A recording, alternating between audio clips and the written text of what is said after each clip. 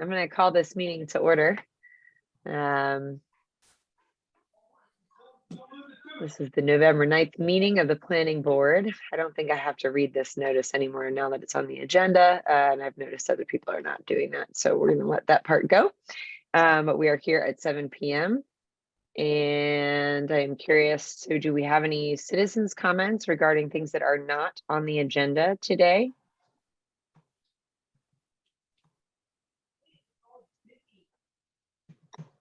I guess considering Newha's not on the agenda, I will just ask have you had any updates from council about what's happening? Nothing beyond what we talked about at the last meeting, which was that you would be responsible immediately, were you to take that on right now. And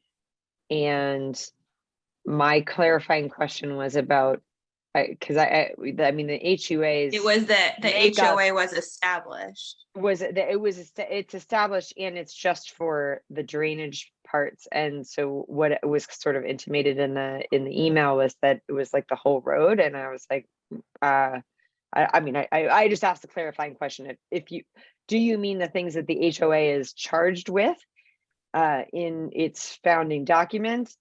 Or are you really saying they would also be part of the road? And I haven't gotten a response on that. So, okay. So otherwise, there's no updates on that side of the house. Yeah, I was just wondering if you guys have, if anyone has come out to do an estimate upon how much it would actually cost for the town to just take it over, and for him to, or how much it's going to cost to do the road. That is a good question. I do not know the answer to that. I don't know if anybody else on the board knows the answer to that. I do I don't know the answer. We asked for it. It hasn't occurred yet. Okay. It's in the list of things for VHB to do. All right. Thank you.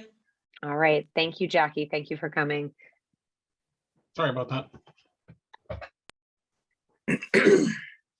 All right. We've got a couple of minutes before our scheduled public hearing, which I understand is to be continued, but it is not 7:05 p.m. yet. I've got 2 more minutes. So is there anything we can do right now?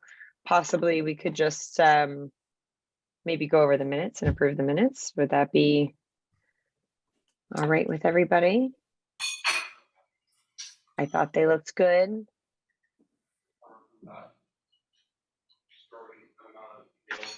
Anybody have any thoughts on the minutes? Yeah. All right, I don't hear any comments. So do I have a motion to accept them? Allow me.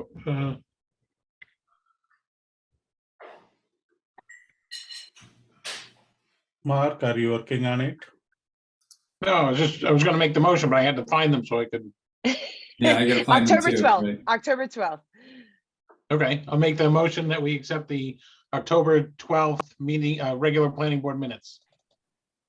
There were no Okay. public hearings? Second that motion. No, I think there's only the, wait. It's let me- just that one. just And the one. yes, and thank you, Frank, for the second. All right, we will do a roll call vote for all those in favor. Frank? In favor, yes. All right. Vinny? Yes. Mark? Yes. Raj? Yes. And I am also yes. Sorry, it's not all those in favor. I've been doing too many in-person meetings lately. All right. Well, we have at least got that established. We've got 1 more minute before we can really start anything. I'm not sure that we've got anything else in that amount of time that we can look at beyond saying we will pay the invoices that, or the invoices should be paid that were set up here that Melanie has sent us for paying. Can we take the last item? The zoning change discussion? No, I motion. don't think so. Mark, Oh, the no. motion to That's a adjourn. quickie. No, that's not allowed yet. Sorry, Raj. I won't accept that one. Oh, but look, my clock says 7:05. Okay. So we have a continued public hearing for 73 West Boylston Street. My understanding is that it has been requested to be continued. Melanie, did they give a request? Did Mr. Ellie give a request for when he wanted it to be continued to, or? She here? Oh, she's here. She is, she's that box that's just dark. Cause she's, you know, behind the Yeah. scenes doing the She stuff. actually. Sorry in about the that. email- That's Yeah, I okay. know he said he wanted to continue everything for a couple of months. Oh, For 3 Okay. months. yeah, so it sound like February, maybe? What's Yeah, our I meeting think- date in February? We'll ask again in January, I guess. See what he wants to do. No, we'll just go to February and Let's hopefully just go we'll to have everything February. reviewed and ready. Yeah, Yeah, right. Mhm.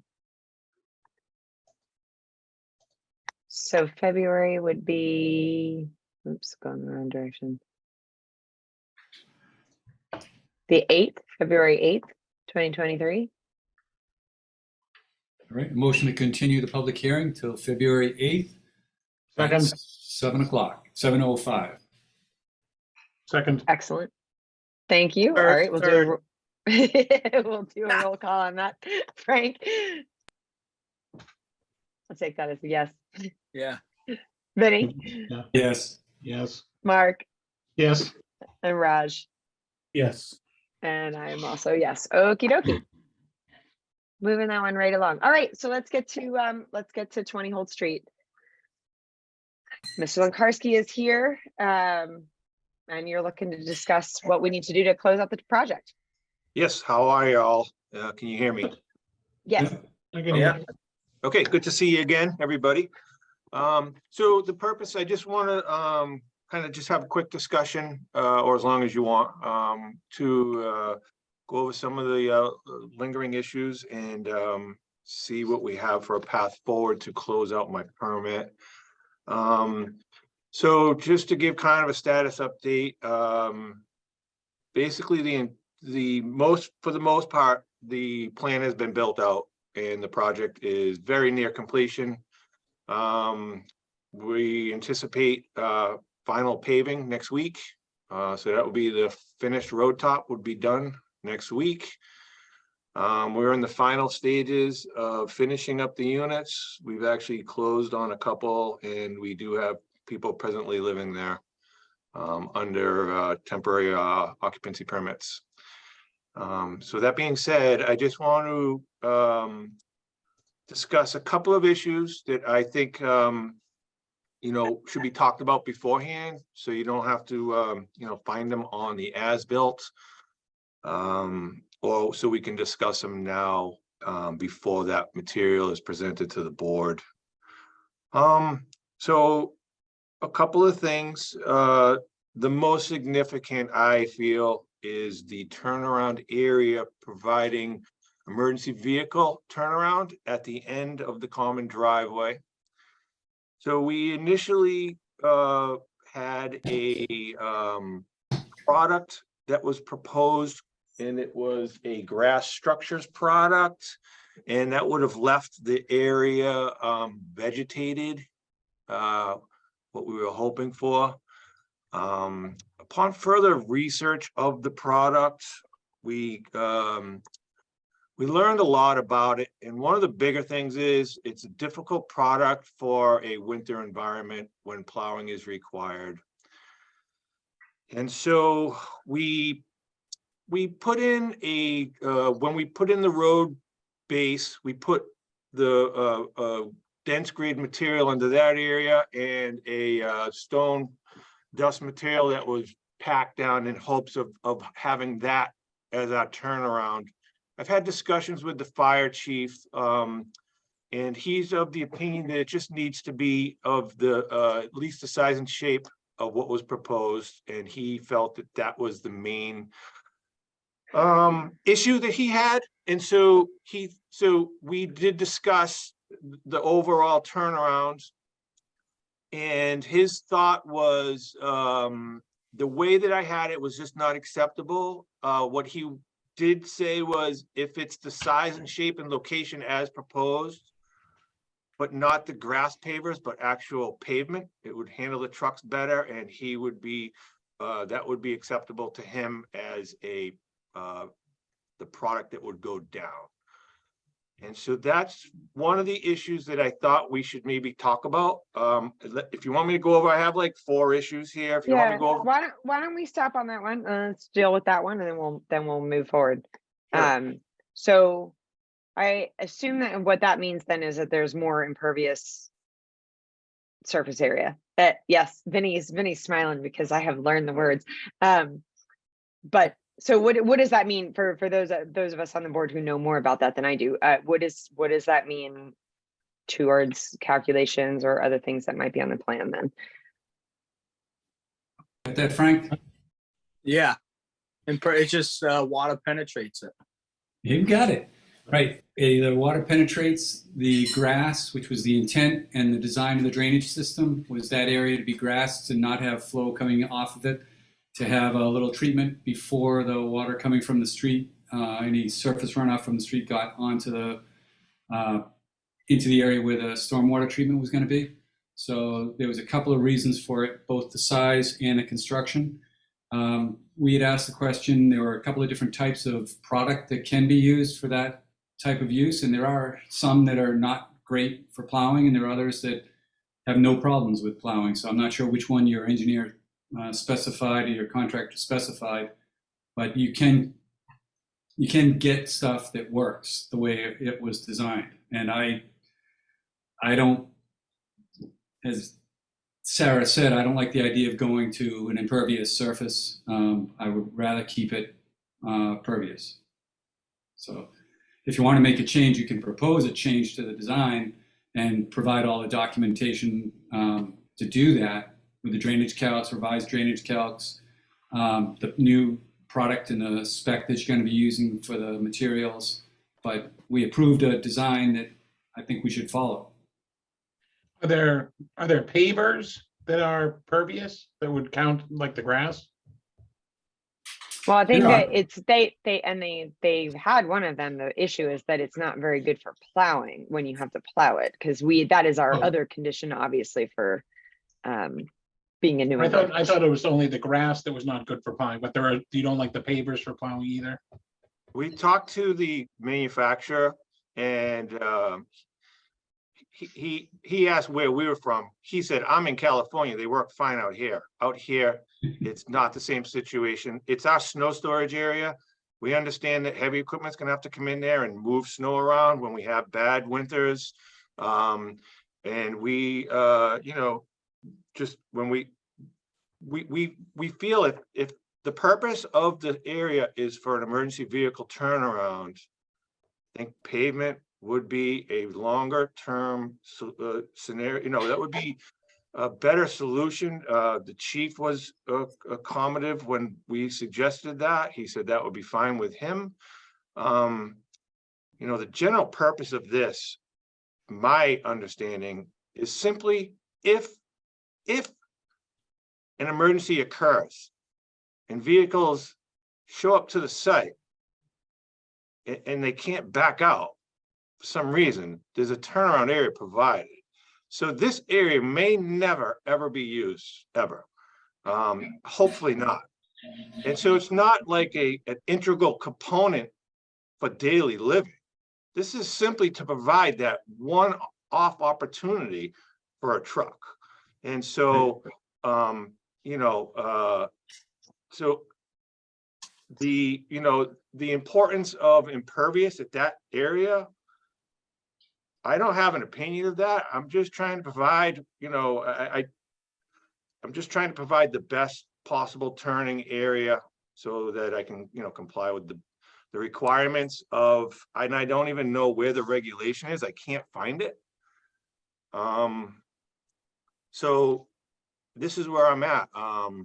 Yeah, well, that's actually what you use for the reason to have it as grass, because it only is going to be used in an emergency and on rare instances. So you didn't need to have pavement down, and it was proposed to be grass because of that, and it just has to be plowed. So there are products I would probably check to see what products there are that might serve the purpose. There are different brands that you can use that would work in this area. They've been used all around. I know they've been used in Northborough, they've been used in Holden, they've been used in Sterling.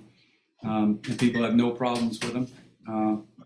Well, per the manufacturer, this is what he's described is plows have to have special equipment on them, or they need to be raised 3 inches above the surface, which is hard to tell where that is with a foot of snow.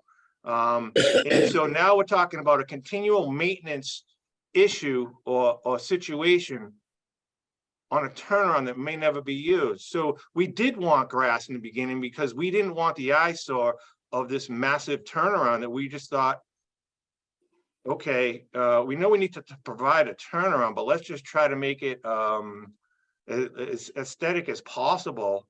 But the more we looked into it, and with supply chain issues as far as getting a hold of the product in a timely manner, finding out that this product is really not suitable for this environment, we tried to come up with an alternative that the fire chief, understandably just doesn't want to approve because it hasn't been approved by you guys. And so, Sure. Well, I so thought Mr. Lankarski, I think I'm just going to cut you off for a minute and say that I think what we're saying here is there's a couple of alternatives. Vinny is saying that there are products that are like these geopavers that were originally suggested that maybe would work for you. So you could kind of use those and sort of stay within where the plan that you had approved, or you can go ahead with the pavement and do the re-drainage calculations and all that stuff and present that as a change okay. on That's this item. fine. Okay. And so just to throw out the comment, after I was reviewing some things of paperwork, it was a comment by VHB's engineer that he had put in an email that it was his understanding there was enough capacity in the drainage report to support pavement in that area. That was his comment as to why don't you just use pavement? Okay. Well, I mean, Well, as long as your engineer can send us something that's stamped that might qualify, we'll have VHB review it and we'll go from there. absolutely. So So- either way you want to go. Now, So go ahead. What's it? You said there was like 4 of them. So go ahead. And what's the next one? Yep, so the issue of no pavement 10 feet from the lot line on abutting business parcels. My understanding of that is to provide like a reserve strip so that a pavement doesn't just pave, abut each other. Now, in the scenario here, we actually have a vegetative, like a landscape planter that separates the two properties, visually and, physically. And so is that 10-foot requirement, is there another, what drives that requirement? Is it strictly so that, businesses don't pave up to each other and there's reserve strips for, green areas? Excuse me? Nope. That is a zoning bylaw. What's Right. that? I thought it was, is it no pavement or no parking in the setback? It's no parking areas, no pavement. So you're allowed to have a drive and access drive within the setback, but it's a zoning requirement. So if you want to get that changed, you can get a variance from the ZBA. Or it is allowed to have the driveway can be within 10 feet, but not Okay, the so no park. parking spots. No parking spots, right? Okay, so it's a no parking requirement on that 10-foot zone. Well, it's a no pavement, and I mean, it depends. You can't have a 40-foot wide driveway to say, oh, it's not parking spaces officially. It's just a 40-foot wide driveway. That would be a 20-foot wide with a 20-foot wide parking area. So it's not playing games with the rules. If it's an access drive, it's an access drive. It's allowed to be in that buffer. But I don't know that we approved that. Is there a spot where it would be, where it would occur on this property? Not with new pavement, no. What's not with new pavement? It's a yes or a no question. Is there a spot on the property that has that condition? On the locust property or on an abutting property? On this property? No, Oh, you're talking about not wanting to cut the pavement like you proposed on the abutting property that fronts on Route 12? Because you need to Correct. cut that back to meet the zoning? right. Yeah, so that's a parking area. That's not a driveway access. So I think that still needs to be removed. For what purpose is this, what's the purpose of that lot? Or The zoning. you can go in, you comply with the zoning. You can talk to George about getting a variance. No, the building inspector is here. Let him, Yep. George, you want to? Yes, the zoning bylaw states that the driving part of it, where your car would actually be physically driving down the area, can be within that 10 feet. It's just that if you're parking vehicles, the vehicles have to park at least 10 feet away from the property line. So it's not the whole entire area, it's where the cars are being parked. Wherever Okay, you so- have it lined up, wherever you have it parked, has to be within, 10 feet away from the property line. Okay, so it's The a no driveway can parking. be right on the property, or, right, close proximity to the property line. So it's a no parking. So if the driving aisle was where you're talking about being close to your property, you just, Yeah. then people aren't supposed to park there, but they have to drive around the end to get the exit or something, then that would be okay.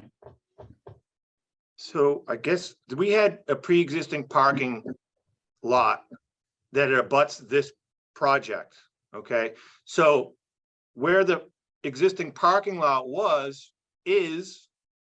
there is a landscape buffer between that parking lot and this project. And it's a physical barrier for visual and everything. So what happened was, this project abutted existing pavement. And we Actually, wasn't that pavement on this property? There was a portion that was already on this property, wasn't it, on the existing conditions map? Right, and we cut it out. Right, so you cut some of Right, it we and you cut some changed of it back.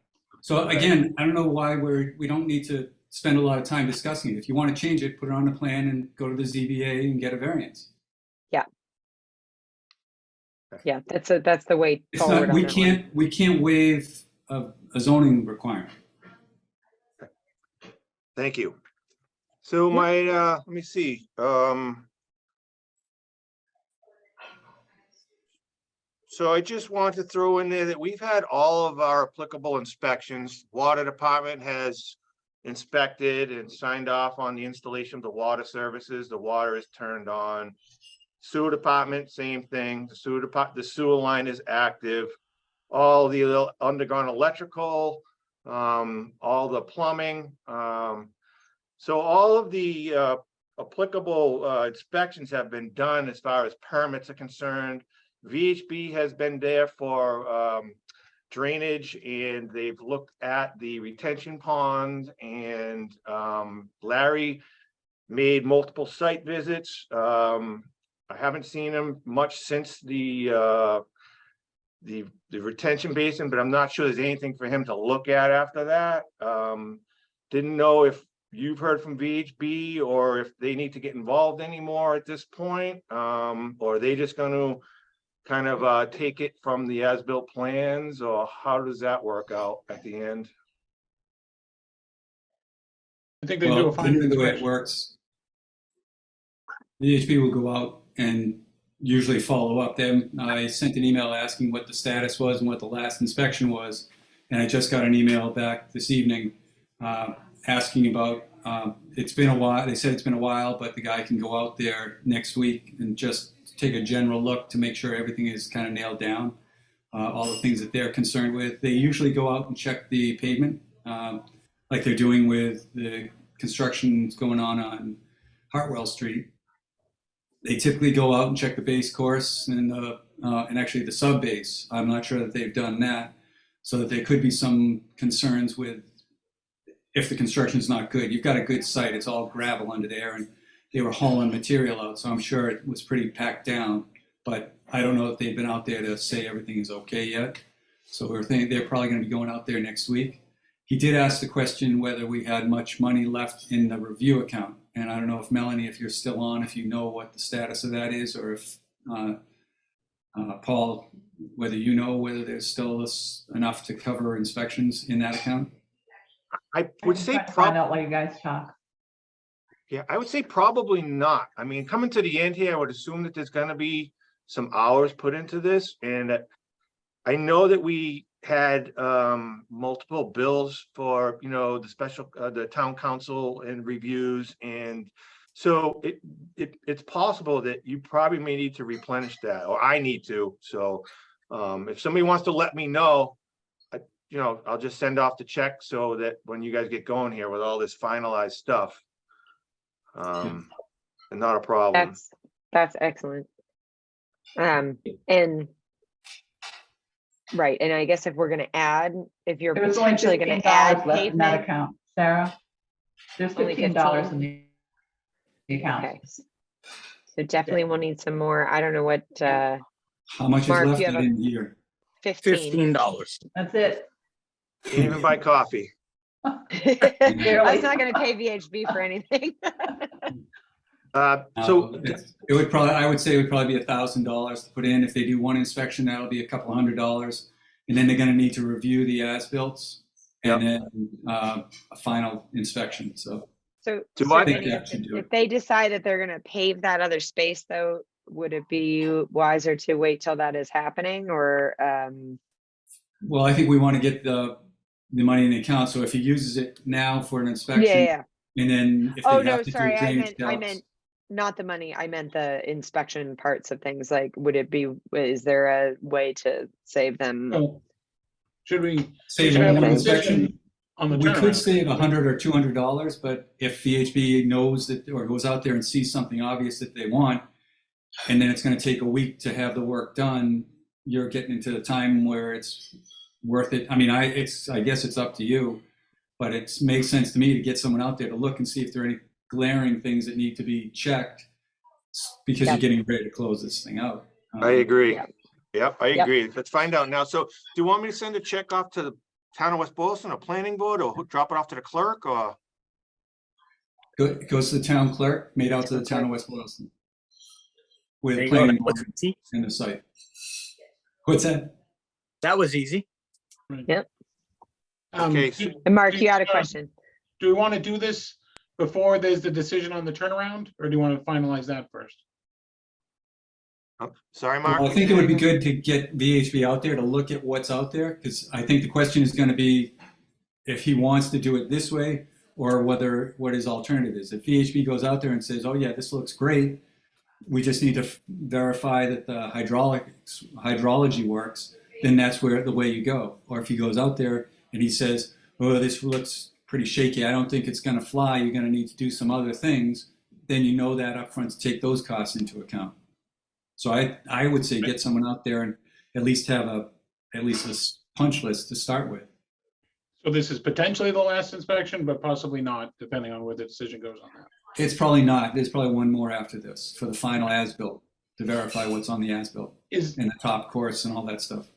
there an engineer's as-built and letter that's saying they're done except for that, or? No, I haven't seen it. I don't think they've done that. They will need to submit that. That's all in the approval documentation.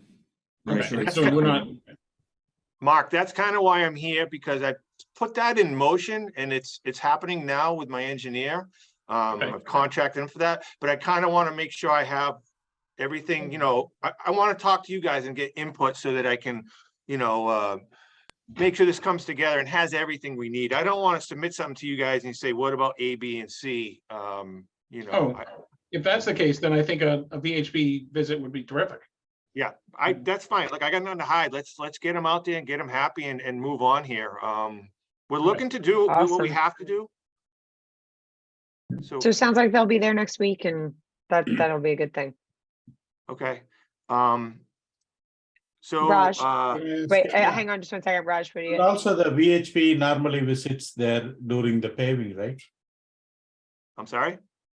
VHP Normally. normally visits the place while you are paving.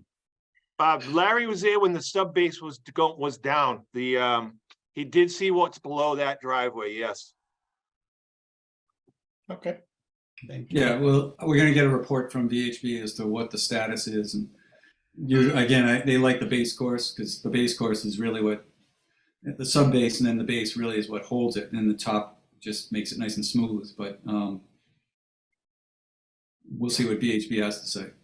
I mean, I understand you guys' concern with these projects and, but, just to try to shed some light on this, I obviously live in town. This isn't a hit and run job from somebody out by Boston. My folks are living on this project. And I know that you can't take that as far as, well, we don't have to look at anything, but obviously I'm doing this project the right way for a bunch of reasons. And so, understand that if you don't see something, it's probably being done correctly because of that. And like I said, I know you can't sign off on things, but, keep that in mind because it is a private project. And, I know there's certain kind of standards, but, just to give some reassurances to the board that, this is a project that we're trying to do the best of our ability. And, we're trying to do everything right here for a bunch of different reasons. And those are some of them. Yeah, we appreciate that. That's what it's in town and you care about it, and that's a good thing. Yep. So was there anything else you had on your list? I do. Is closing out the site plan like we're talking about doing the same as is it the same procedure? Will this also close out the special permit? Yeah. Okay, so we're traveling down the same, it's getting us to the same place, like Right. the special once this closes out all the permit, right? Whole thing. Special, okay. Well, I don't know that it closes out. The special permit runs with the property, but part of the special permit is the site plan review. So your special permit allows you to do certain things. You still need that to run with the property. Right, but like, my goal is to kind of close everything out and satisfy all your requirements. The stuff we're talking about, if there's anything additional as far as a special permit, I just didn't know if it was gonna. No, everything's in the approval. When we did the approval Okay. letter, that's Yep. all one document. It talks about having a Right. homeowners association documentation, which I don't know that we've seen that. Yeah. Um, You gotta do that. we got to look at that, the drainage, how it's all going to get taken care of. The trash removal was one of the questions that came up. I'm not sure where that's going. Mhm. That's And the other private. question that I had was it's a beautiful wall out front there, but it looks like it's on town property. And I don't know whether you got an easement or some permission from the town to put it there. So we need to get an easement if it's on town property. I'll have to see how that plots out when the as-built for the location wise. Some of it I went off of, my neighbor on Holt Street. The pavement actually butts the property line over that way. And I tried to eyeball going down the street towards Route 12. And I kept it off the pavement of ways. I know the difference between the layout and the pavement. But on Holt Street, it's just the pavement goes in and out of that layout. Utilities go in and out, and I know it's a funky area. Right. And that's why, I look at it and I thought there was a telephone pole behind the wall. So that's what made me concerned. Usually the telephone poles don't go off the right of way, but that's one of the things you get on your as-built plan. If the as-built plan shows the wall in the town right of way, then you're going to need to either move the wall or get an easement from the town. Yeah, so that telephone pole was a requirement by the light department on private property to, Good. So So that's good. right, so that's what that is. So with the condo docs, reading over the decision, I was curious as to what triggers that needing town council approval. It's a legal document, and I don't trust myself to review a legal document. I can look at engineering stuff, but I'll miss half a dozen legal issues that are obvious to someone who does that kind of stuff all the time. So we send it to a professional. But for a private residence, it's, I Yeah, don't because understand where it's, you're going to have a whole bunch of citizens living there. I think it's 8 citizens are going to be there, 8 units. And if something goes south, we're going to hear from the homeowners association or the homeowners that the homeowners association isn't set up right or isn't doing things the way it should.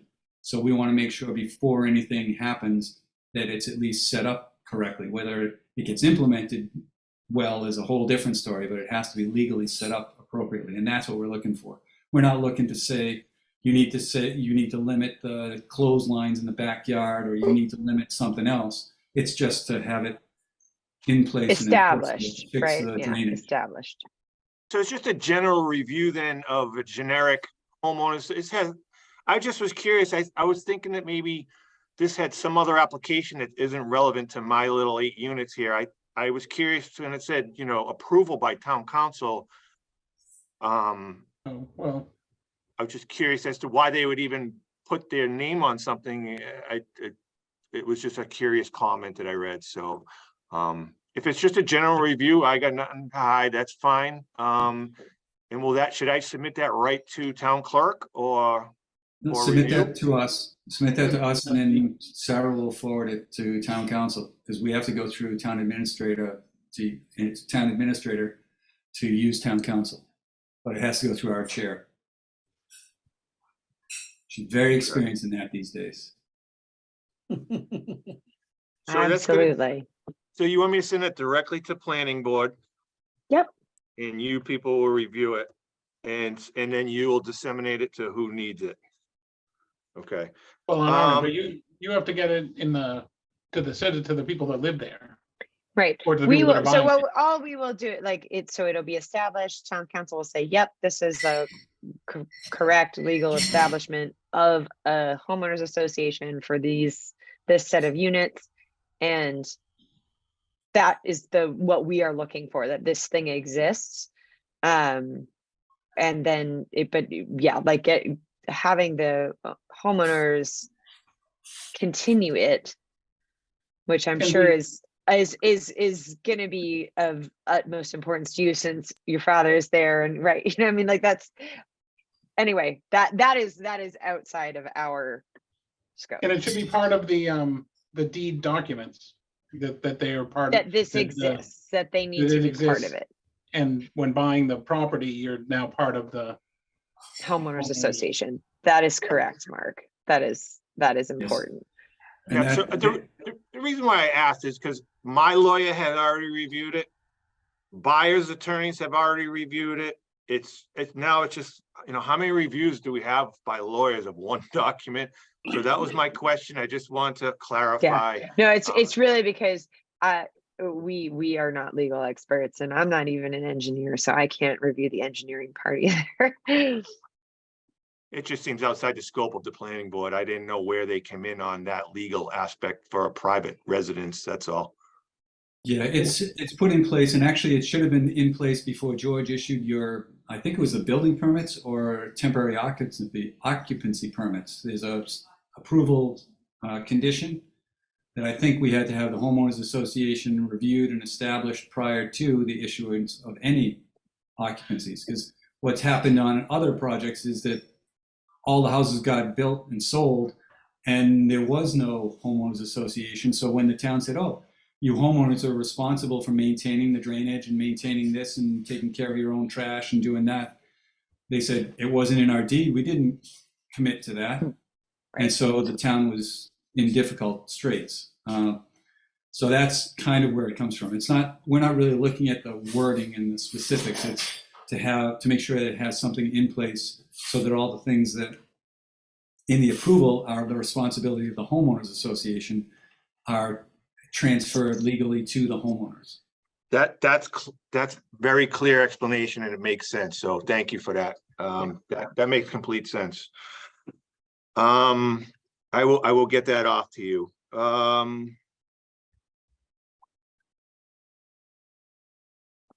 Okay. I think that kind of goes over most of my main issues here. Is there any questions you guys have for me, or did you want to go any input or anything, to be aware of, or are we having a meeting? And I know you proposed one in December. Is there a meeting in January? Absolutely. Presumably. We'll meet Oh, we in have- January. Second Yep. Wednesday of the month. So So we Meeting will every meet month. January 11th will be the one after the December. Okay. Okay. So, board, did you have any other questions? Mr. Lankarski, before we let him go? I think He those- seems on ball. Right. Sorry? He seems on top of his stuff. I appreciate all the input. This is kind of like, I'm hoping that we can do this as a team and you guys get Yep. what you want. I'll give you what you need and we're all kind of happy here and then we can walk away as, you know, friends, or at least we can, Yeah. you know, we you know, Absolutely, work together here. absolutely. Okay, well, thank you for your Okay, time, board. Great. Yep. Excellent. Thank Thank you you. for coming. Good Thank you night. for Thank coming. you. Thanks for the updates. Okay, have a good night. All Bye. right. Bye. Bye. All right, excellent. Zoning changes. We've got zoning changes on the board. So we've got a draft of some specific zoning changes. Mark, I know you have some thoughts on some, and I know we also, we'll get to that, but I know there's some stuff going on with that, the CMRPC and the MBTA community stuff that maybe that would be great to get an update on. But why don't we start with the thing that we actually have a draft on that is a carryover from last meeting.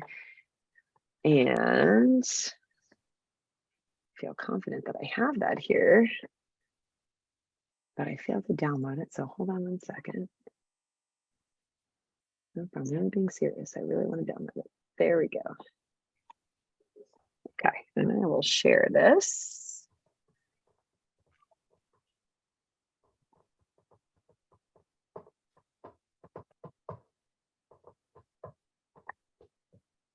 All right. There we go. Okay, are you seeing all of that? Yep. And All right. I don't know if anybody had a chance to take a look at this, but you'll see some a couple of proposed changes here. the first one for the 2 years, did we talk about wanting it to be longer? No, Mark, if I could. So do you remember that, when we did that, the motel? Yeah, So behind Dave Femia's house? yeah. So that motel, in our zoning bylaw, it is 1 year, whereas the state Oh, law. it's the state made it 2 years. Okay, I was thinking that we So wanted it. we are changing it to 2 year to align with the state law. Okay, Am I correct, Winnie? Yes. I'm still awake. Yes, I'm not, I thought I was muted. Yes, I'm actually checking. For some reason, I think we already did that one now that I'm thinking about it. So I was going to check the zoning bylaws. I don't think so. We did it. Okay, well, that's I good. We should have. I think we should have, but I think we didn't, is where we're at there. Okay, All right. I'll check while we Lots go and on to the two- next one. Lots in 2 districts. Oh, okay. The regulations for the less restricted portion of such lots shall not extend into the more restricted portion, period. that's better. Yeah, that was my easy like way of that. fixing it without getting into all the other Yep. rigmarole. I like it. I like it.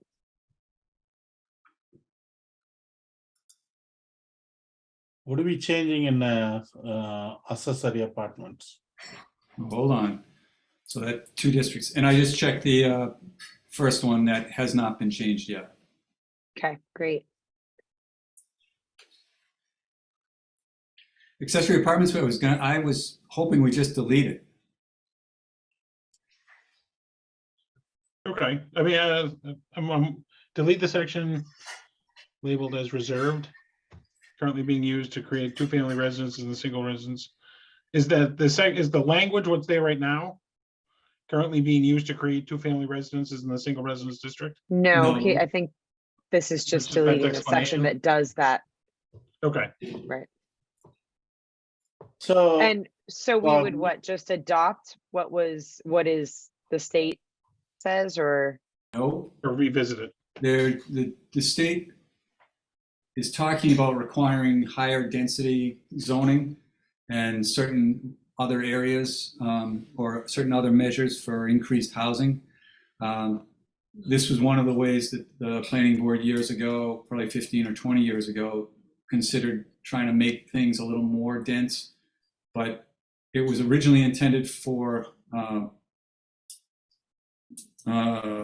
people who lived in the house to have a family member, like if a parent was in the apartment and the family was in the main body of the house, or a child was in the apartment.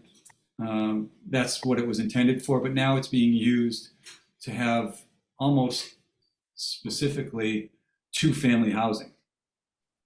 Like the last few times it's been approved by the ZBA, those have been two-family housing. It's not in-law apartments or anything like that. So I think it's being abused. Right.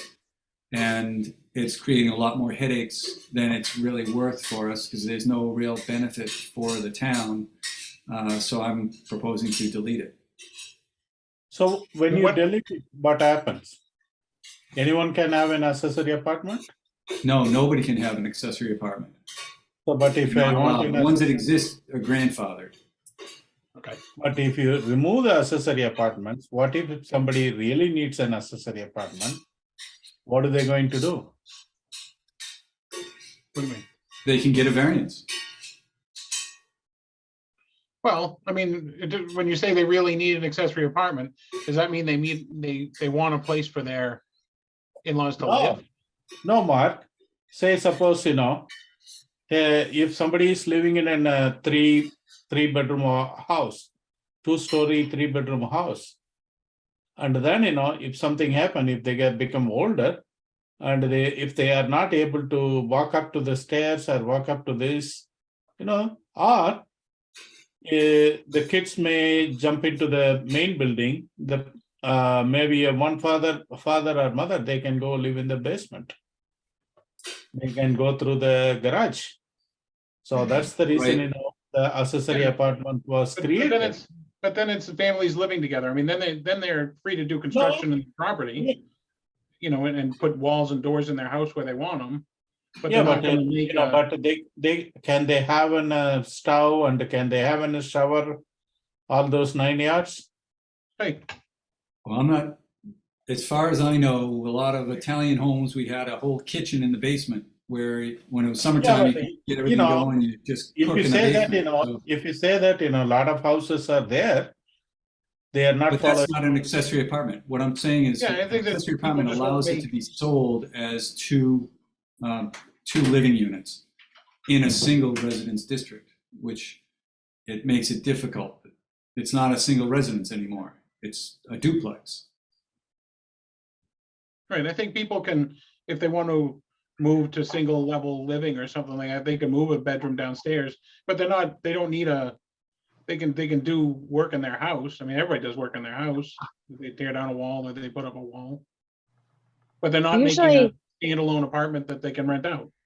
Yeah, do we have the same, is it like stoves and things, like, do you have more than one stove? And that's yeah, I thought Yeah. it was a sink or something. You need to have a bathroom, a bedroom, and a kitchen, I think is what it is. okay. And I That's mean, the George, you reason- can give a little more detail on that if you want. you're saying Yeah. no Yes, additions that's either? No, you can have, that's what I'm saying. there's nothing in the code that says anything about having more than one kitchen in your house. There's no reason why you What can't about have the- 2 kitchens in there. Judge, what about bathroom as well as the shower? And bathrooms, the only thing that will govern the bathroom is if they're in an area with a septic system, then they'd have to make sure that their septic system would be able to handle that extra room. Septic Okay. systems are based upon number of rooms in a house, not bathrooms. So if they're adding another room, they just have to make sure that their septic system is designed to be able to accommodate an extra bedroom. An extra person ostensibly. Well, that It's all by doesn't get into bedrooms. it. It's strictly bedrooms. Interesting. But they call sometimes some people's closets or like office would qualify as a bedroom. So What, because it has a closet, What- It has a closet and a window, a closet and a window. and heat. Okay. Well, Okay. the building code requires a minimum of 70 square feet, so that have to be a 70 square foot closet is what they have to have as a minimum. When they want to put in that type of a situation, one of the things I encourage them to do is to understand that it is not a separate or a duplex. It's not anything like that. There is an actual entrance and exit from the house that exists now directly into the accessory apartment.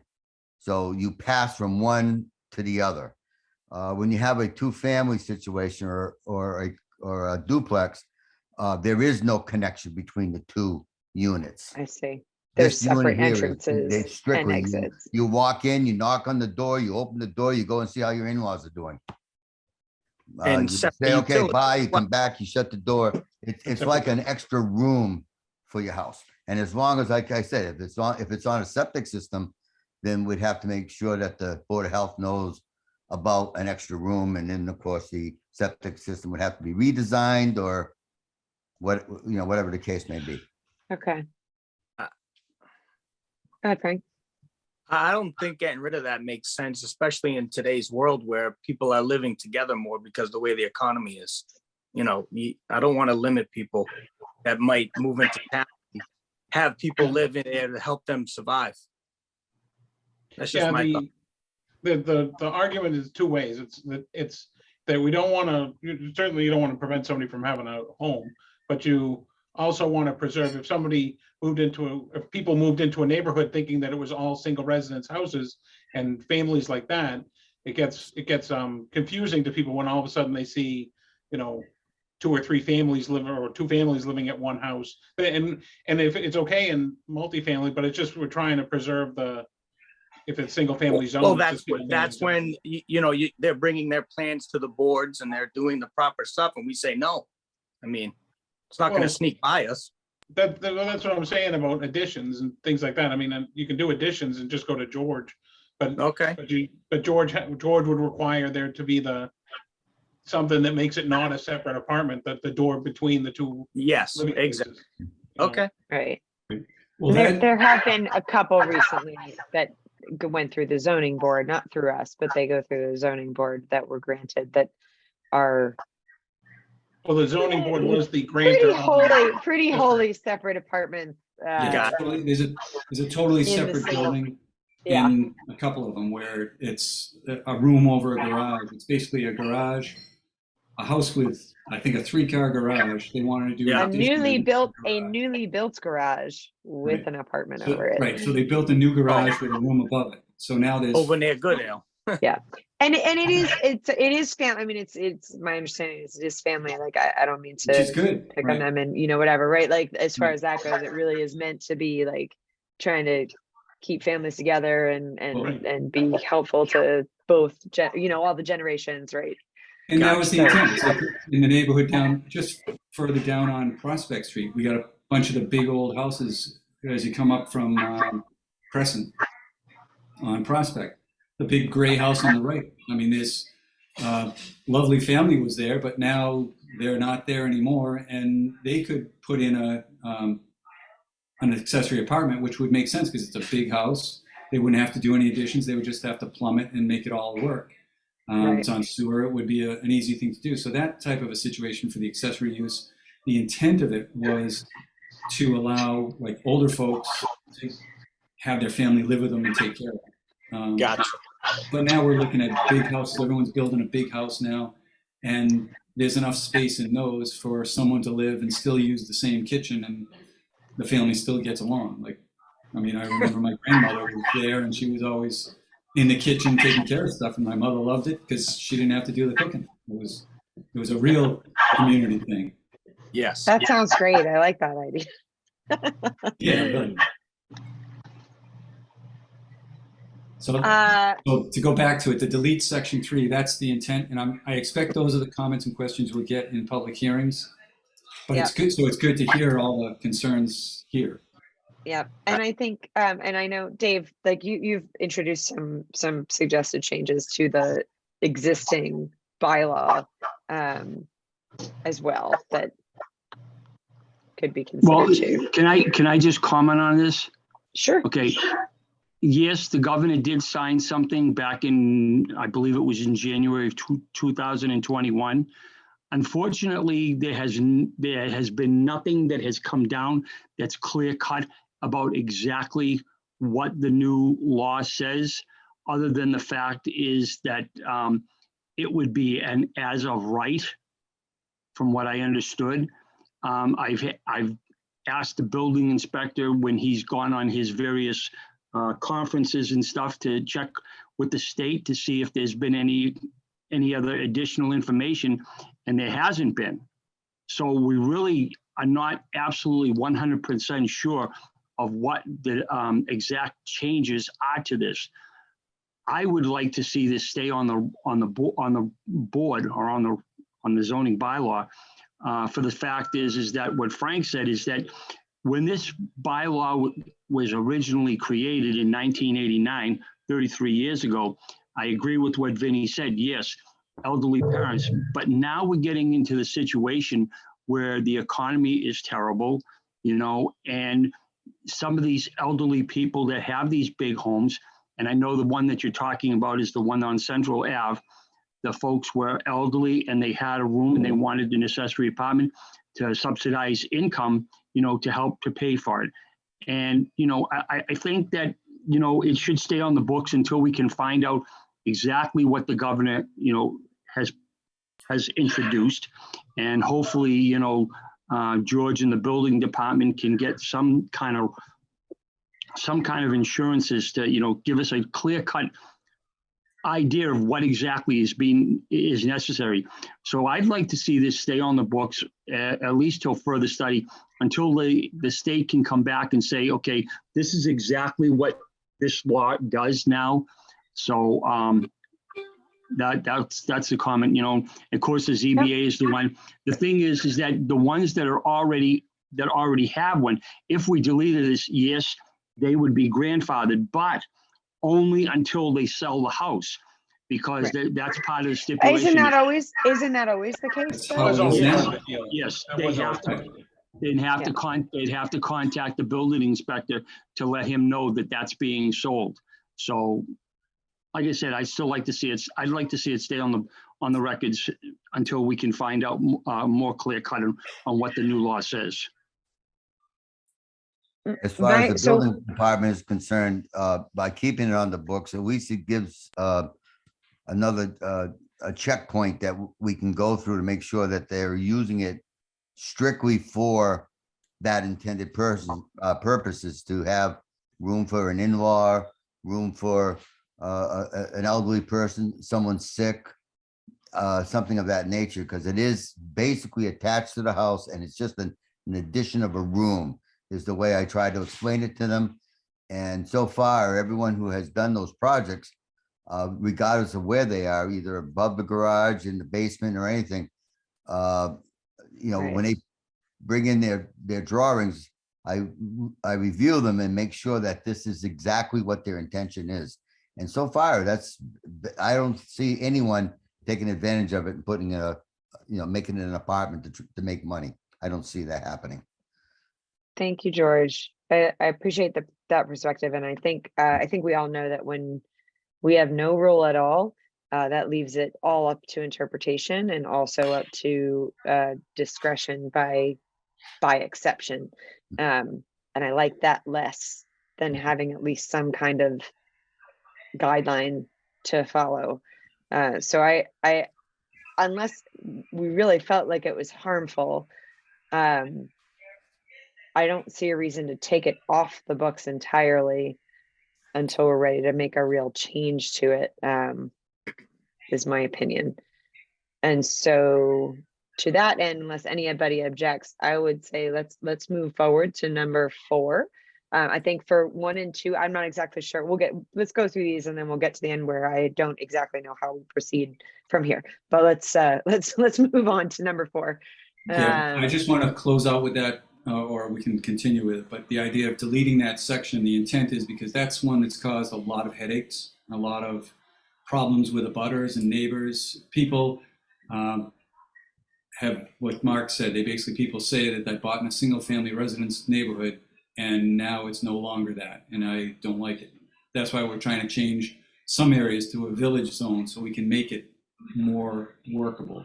So we need to kind of follow through with all these things and not just let them sit for years. So Right. the idea of waiting for the governor to come up with something, I don't know that our bylaw is going to fit with anything that he comes up with, or she now, I guess. Yeah. But the idea Raj, is, if we go close ahead. it, it closes the loophole that people could be trying to slide through. Right, but don't they then just still ask for, then they go to the zoning board and ask for an exception? For a You can ask variance? for a variance for anything, but it's very hard to have a hardship standard before the ZBA when there's nothing on the books that allows that situation in town. Okay. Raj, go ahead, sorry. So with that, I do have a question. I think, we are following the state law. In a single lot, if there is a two buildings, all you have to do is, dig up some ground and then connect a little bit of a connecting, what is it called? Foundation. Yeah. Then it becomes a single house. Do we have a clear cut bylaw in our bylaws? Or we are I was under the impression, it's the building inspector's interpretation of the state law, and then it is allowed as a two buildings if it is connected with the The foundation. foundation, it becomes one building. So do we have anything, or can we take a look at that? Can we, we don't have anything on the books. That's a building. So then how come we allowed it?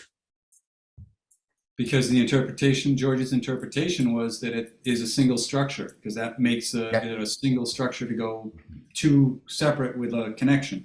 So in that case, I have a question for George. Is it based on the state law, George? It's based on the water laws, but basically the foundation defines the structure. So if you have a foundation that goes from one unit to another, then that is a structure. I mean, it's not using that connection part between, it doesn't matter, but you can use it for in the future. So this was also brought through with town council when this first happened, and we started looking into this to see how that bylaw can be used. I did get in contact with town council, and town council agreed that the foundation is the definer of the structure. So that would become one structure. So if you add something to it with a foundation that connects the two, then it's one structure. So Yeah, I'm not sure. I thought that the determination was that they wouldn't deny that interpretation, but I'm not sure that they interpreted it that way. I don't think that's the interpretation of other building inspectors in other towns.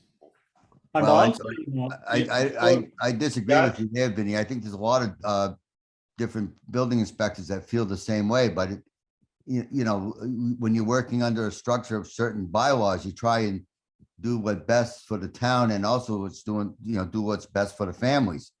And under the circumstances that we were working under, I thought that was the way you could define it so that people could take advantage of having their house separated by a foundation so that they can have their in-laws in that house. I'm trying to make a long definition, definition shorter, but the best I can tell you is that foundation, it defines the house. Right. So I know that's it, but if you've got what you said initially when we were talking about deleting that section was for an in-law apartment, they have to go through the main body of the house to go to that. So you're checking in, but in reality, that's not the way it's being interpreted. And that's not the way that it was interpreted. Well, you don't have to automatically go from one house. house to another by going through an enclosed area. I mean, there's a walkway, there's a way that you're walking across this foundation into the other structure. They are attached. They are two. You don't have to have the house, They completely. don't have to be directly connected by No, walls. I, is what I, you're I don't, saying? I don't interpret it that way. Maybe other people would interpret that way, but I don't interpret it that way. Okay, So- Mark? But that's Oh. not the in-law, the old, unless we've changed it and I didn't realize it, the in-law or the accessory apartment rule said you couldn't change your structure that much. I mean, you couldn't change, it could only be so big, and you couldn't change the outer part of the building by more than 10% of the size. I mean, there was certainly nothing that would get you to a second building that would be permitted under the bylaw apartment. But, I think that's way outside of this part. I mean, that's another part of zoning or whatever, or the definitions involved in zoning. But I think the accessory apartment, I mean, was supposed to be something where you could almost not even notice that it was at the building. You could put it, Well, they those, wanted you to those put a folks, second door in, and that was about it. that specific one I think we're all thinking of, they did have to get a variance in order to get it, Yeah, right? yeah. So it didn't just adhere, it wasn't just given, they had to No. get a variance, no? No, The one Are on- we- what are The we one by talking the about? high school off Goodale Street? yeah, they just went through the process, of special permit I thought they went to for an zoning. in-law apartment. No, they went I through, they thought- went through a special permit process. Because we gave them We gave an an opinion about it. We gave Yeah, them an opinion. like We our said, like all our we opinions. said deny it, but that's okay. Go ahead, Raj. We said So, no, I think we said. so no. I'm still confused with George's interpretation. So George interpretation is based on what? Is it the town bylaws or is it the state law? If it is the state law, I do like to see it. So the reason I am asking this is because in the earlier, there are many, in our town, there are many building inspector came in. They all said, at least if there is a two building, at least you need to have a breezeway. So that after George came in, that breezeway part is gone. So in one single lot, there are two buildings are standing. Yes, it is connected with the foundation, but is that the foundation is how strong the foundation? Can they build on the foundation? Just have to put some, namesake foundation, then call it off the day, No, they, when they put a foundation in, they have to pour a full foundation. It So is, what is the 4 purpose feet, of that it's foundation, minimum George? 4 feet in the ground. Judge, Yeah, go ahead. this is just, no, I'm not giving you a hard time. I'm just want to clarify and understand Okay. myself, And I'm What trying is- to Yeah. verify it, yes. not to pick on you. I just want to understand and clarify myself, what is the use of that foundation? When you look at some of the buildings, it's clearly looks two buildings. Yes, it may have a foundation, but it looks two buildings in a single lot. So my Because it's question, under the ground, right, Raj? Like it's under the ground, you cannot see it. You cannot anything. see it. Okay. My question is, I have a lot. Can I put a foundation and can I build another building in my lot? Okay, if you allowed? recall, I'm not saying that you can have a foundation and build a new Judge, I house don't want to next go to it. to, Yeah, I- check them out. These only times there's a breezeway between them, quote unquote, or a foundation connecting the two buildings, it's to a garage, usually. Now, I'm not sure, and I know I haven't given any approval for an addition that isn't connected directly to a house that's already existing. And that one that you're talking about up on Gooddale, that is a garage. They have a garage there and they put an apartment above it. And in order for them to say that this is one unit, then you'd have to connect the two with a breezeway type structure. so the foundation, connecting to the foundation, is it a state law? It's not a state law. It's an interpretation of what a building is, Oh, okay. what a Doesn't work with structure is. definition. Because our So bylaws, it is the interpretation of the building inspector. Correct. Okay, so you are interpreting the like that, but other building inspectors may not interpret the same way. That's possible. correct? That's possible. Because So- our bylaw is Alright. different than So- most, because in our bylaw, it says only one habitable dwelling per lot. That's where it goes. So that's why So they do can need. we, The purpose of that was to make sure that people in a single residence district don't make an apartment on their house so that you have two non-related families together. And this way renting a here, place. if it's a So then- in-law, quote unquote, in-law apartment, then it's your family that's there. And you're just extending the space that a family can Yeah. live on. so I So, totally Someone I said- would, understand. I would, said they wanna I'm make gonna, an I'm gonna call, I'm apartment. gonna call this one, because I think that, I don't think we're prepared to delete this one. I think there's clearly some discussion about it, but I want to move on to the other ones and make sure we have some time No. to talk about them. Can I say Go one ahead, other Raj. thing before we close it on this? Can we please take a look at this?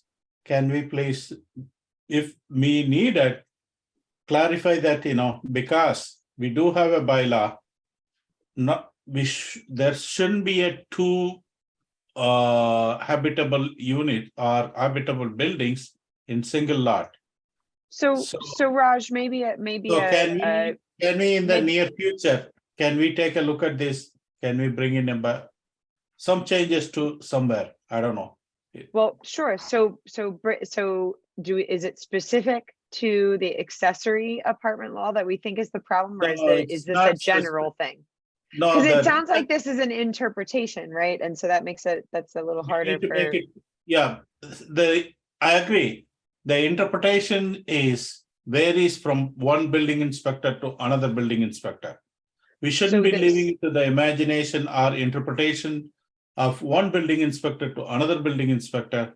That's why I'm bringing it up here. sure. So either we need the introduction of something, so a bylaw that states that a building must have contiguous foundation and contiguous walls, for instance. I'm just throwing something out here, but or there's something that exists that needs to be adjusted to make that clear. And I would love to see some drafted language and be happy to put that on the agenda for next meeting so we can discuss it. Mark? I think Dave wrote an updated bylaw a couple of years ago, if we want to dig that out again. That might have Well, some. absolutely, there. that would also be fine, and it could also specify there about this, but it sounds to me like this particular interpretation is a little broader than maybe just the accessory apartment law. Yeah, I don't, So- but I don't think that the. No, the it doesn't two come building under things are all accessory involved apartment. with it. I don't think I'm that sorry. I don't think that the two building interpretation question, whatever, is involved with the accessory apartment, because an accessory apartment is supposed to be within the Yeah. main house. It's not ever supposed to be a separate building. So if you want an example, that's one of the buildings just opposite to the Pinecraft. So two buildings Oh, in yeah, one no, single I know lot. that one. Even Holt Street is an example of it, but I mean, It is. Holt Street is also an example of it. Well, so again, I mean, So we can somewhere move on that to needs to be this. clarified. Please, I would love to see either, suggested additional bylaw or revision of something that's existing. Bring it here just like this, and we will discuss it, and we're gonna put it all together for our big March 2023 public hearing of bylaw changes. Bylaw party. Bylaw party, right. I like parties. Exactly. Sarah, I have a question. We'll do that one in person. What's that, Dave? Sarah? Yeah. I'm noticing that this document is something that, have you sent this out to the ZBA at all? No, I think Vinny sent it to us relatively recently, and I should have, but probably you wouldn't have it wouldn't have been in a meeting time that you could have discussed it anyway. But I will do that afterwards if that's acceptable to everybody, just to get some other comments. Maybe The if we want to reason, get the them reason, No, The reason I'm asking is I understand that the planning board is the ones that set up the zoning bylaws. You're the ones that have the public hearings and all. But majority of these bylaws are the ones that the ZBA are the ones that have to make, judgments on. So, Yep. I mean, it's nice to keep us abreast, and also the building inspector abreast of all these, these changes. I mean, you can make them all, but, we're the ones that have to enforce them. So, Absolutely. we may not agree with you at times, but, we have to look at it and kind of make an assessment. We need to make these zoning bylaws more dummy related. So it's Yep. like, you see the, a book for dummies. Well, I think these zoning bylaws need to be same thing, because some of these just don't make any sense.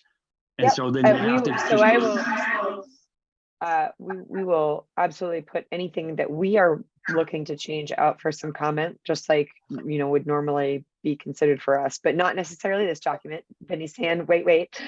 But also in the same way, we are happy to accept submissions from the zoning board, and you guys can bring them in and say, here's what we're looking at. We'd like to push this forward, and I'm happy to work through that process too. right. So at our last meeting, what we talked about was we were going to do this first draft, go through a summary so that it's understandable, which I think people think this is understandable. So we now have the format to use, and that we would discuss them, see if we want to make sure we want to move forward with the ones we want to move forward with.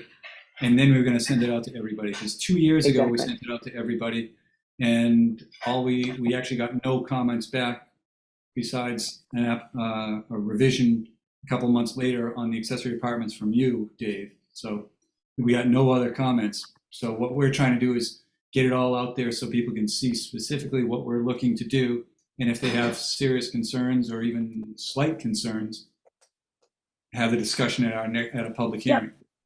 Yep. And if you have other ideas of things to do, we would appreciate getting additional, like where you say there are times where it doesn't make sense, show us where those are and we can try to adjust it.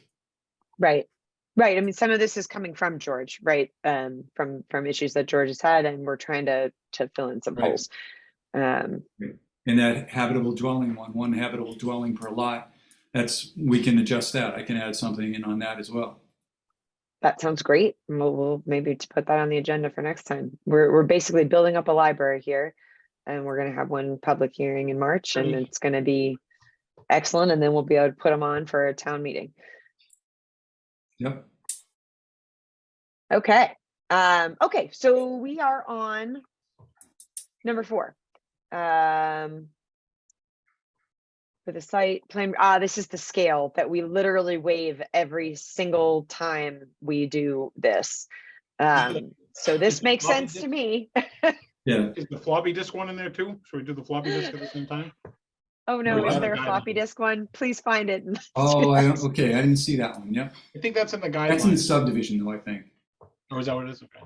Yeah, I think that one's in the subdivision, which we do need to update that, but separate from this. Okay. But this, I'm really looking at this as well, and it says 20, right now it says 20 feet or other approved scale. So I don't know that we really need to be doing waivers every single time, because it says or other approved scale. If we're okay with it, it's okay, but they usually go with 40, so I threw 40 in.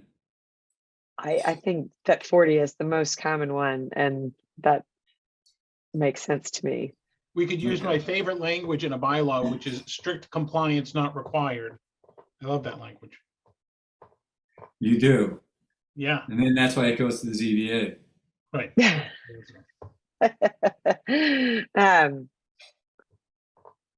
I mean, I think it's the 80-20 rule, right? But if you put it at 40 feet, that's mostly what I have seen in my time here on the board, which is only 4.5 years. But that seems like we're going to catch most of them. And if it's not that, then they can. You're right. Maybe we don't have to even waive it, but the waiver is easy enough, and everybody's going to say, sure, fine. Because there's a reason for that scaling. So I don't think we had any other discussion on number 4. Are we still okay with 12 copies? Is 12 copies still good? Or do you want to put like some sort of digital Oh, requirement? good catch. I don't think we need 12. Melanie, are you still on? She is Or, still or on. add a Mel- digital requirement, some sort of submit 12 copies and a PDF or something like that. Right. If do they you send think, Melanie? electronic files, if I may speak, if they send electronic files, we do have a plotter. So if you need extra drawings, we can always, replot anything that Well, you and get. the electronic files are so much, I mean, if we have the paper ones, that's okay. But with the electronic ones, they're so much more broadly distributed. Many more people get to look at them. Yeah, Yeah. that's what I was doing before. I would make sure that we got the electronic copy, and that's what I was sending out to everybody. Yeah. But if So anybody- how many I hard think a couple copies? people, Amending this. I think a couple people needed paper. I think George needed one, and somebody else needed a paper copy, but still. Yeah, town clerk. We don't need 12 copies. So maybe We'll work out that 4? number. Yeah, we'll work out the I'll number. work but, with Melanie but and get actually, that number. and an electronic copy is what Yeah, we need to. Electronic copy, not necessarily on floppy disk. No, not on floppy disk. Yes. Flash drive. I want a flash drive. Well, a lot of times they can email it to the conservation, Yeah. right, sorry, to the planning board. Yeah. Yep. Excellent. Okay, so let's move on to number 5 here. I think that's just updating the criteria. Okay, excellent. That's what it looks like, Vinny. Is that all you were really doing? That's it. The old data was 60 years old. This is the newer data. I like Only that like 20 years old. Yeah, kind of. one. Yeah, pretty We'll get it much. updated and get it updated in time for them to come out with a new one. So yeah, so I think that one's good. All right. Okay, let's look then at 5.1 accessory use. Yeah, Yes, I know what this is related to. just like garages and things like that should be smaller. than Not the main detrimental structure. to a residential neighborhood. All accessory uses shall have a smaller footprint than the primary use structure on the lot. So I wondered about this as like, I don't know, you have a farmhouse and so you build a barn and your barn is bigger than your house because barns are usually bigger than houses. Does that mean they can't do it, or are they okay because they're really a farm and so they're able to build it? I think we might have to build in a little more accessory use definition then, because if it's, accessory use would imply something sort of hobbyish, not something that you need to keep animals in and whatever. I have one of my bosses that I have had often will say, when I say, what do you think about this course of action? He will say, well, my first thought is always to think through what can go wrong. Yep. And so that's where I'm trying to poke at this. Like, if we say this, now Right. that doesn't mean that they couldn't get a variance, right? That doesn't mean they couldn't get a variance to this particular zoning bylaw if it made sense. So that might be one thing. Again, on the George, 80 you want to pipe in on this, George? You had some comments to make changes like the swimming pool and stuff. So I'm thinking your comments meant to scratch out everything after section 4.2 because swimming pools, you said, and racket courts are under other regulations. Yeah, that's correct, because the problem we have with that is that this is an example. I mean, this is the easiest way to explain it. We do have a structure that was built upon a racket court, and I think everyone knows which one I'm talking about. It happened to be a tennis court. And if we define that as a structure, then and then the fences start coming into play, they could start off with a tennis court, and before too long, they can put a fence around it. They can put walls up. They can start thinking about heating it because it's a structure. So where do we I see. define the structure in this case? Same thing going back to the other one we're talking about with accessory apartments, having a foundation that connects everything. That's a much safer than this because people, you know, if someone come to me and said, I have a structure on my property, it's a tennis court, I want to build another structure on top of it, how do you say no? Well, Right. So it's a recommendation to delete everything from section 4.2 at that period. From there on, just delete it. Yeah, Because it's Delete it or somewhere delete- else. it's delete it because or it's change somewhere the else, number definition. one. And it would be a little bit easier to enforce it. Okay. But why don't we just And- change it to be, why isn't it swimming pools and racket courts are permitted as accessory uses in all districts and require a building permit, not That's accessory better. structures, because if they're not a structure, then they can't, you know, build onto it. Right. You know, That makes, Uses sounds good. It sounds like the word structures is the issue. problem. Because it says require a building permit. You don't need a building permit for a use. Well, okay, what do we call Well, it then? Oh, Is it well, or you accessory- say, or you say are not accessory structures and require a building permit. That's why I like deleting it. Yep. Well, but then what happens when somebody wants to build a pool? They're It's- in this other swimming pool. Building stuff code complying with controls those. that, right, George? Yeah, building code is swimming pools, but not. How about the but not, how about the tennis racket courts? Okay, what do we have on Pickleball the And that's racket why if court? you consider a tennis court a structure, then, you know, it just opens up some other possibilities, I guess the best way I can say it. Man, Yeah. is anybody rich enough to have a racket court on their yard? Okay, anyway, I'll leave that alone. All right. So do we want to delete swimming pools and everything thereafter? As long as it's controlled someplace else, Yeah. I'm okay. Yeah, Well, but swimming the pools are racket controlled by the building code. That, racket courts are not. no. So So what could go wrong, Sarah? right. Well, so I would say, again, what I said before was swimming pools and racket courts are not accessory structures and require a building permit. They are not accessory structures, they're not structures, and they require a building permit. And then, I guess there's other things that are involved there. They would have to comply with other things like setbacks and things like that. And in which case you'd want if they were a structure, then they're automatically, I have a covered by that stuff too. go ahead, Frank. you guys are throwing around the word structure a lot. Does that mean it has to have utilities to it and everything? Because can't you throw some wording in there about utilities, water, sewer, electricity? To define a structure, you mean? Yeah. I mean, can't you? Right, what is the definition of a structure? Correct. So, In I this mean, all case. these people put stuff, I mean, can't start digging and adding water line if it's, I think If it's it's all sort of it's the lingo, like building permits have to apply to a built thing. And built Gotcha. things are structures. So if it's not a structure, then it doesn't need a building permit. So if it doesn't need a building permit, then they can put things all over the place because nothing applies anymore. So, I mean, it's sort of, we just have to get things back under control, I mean, Okay. it doesn't have to be a structure. We just have to, whatever, control it somehow, okay, just wondering. No, I agree that structure is the problem, the word structure.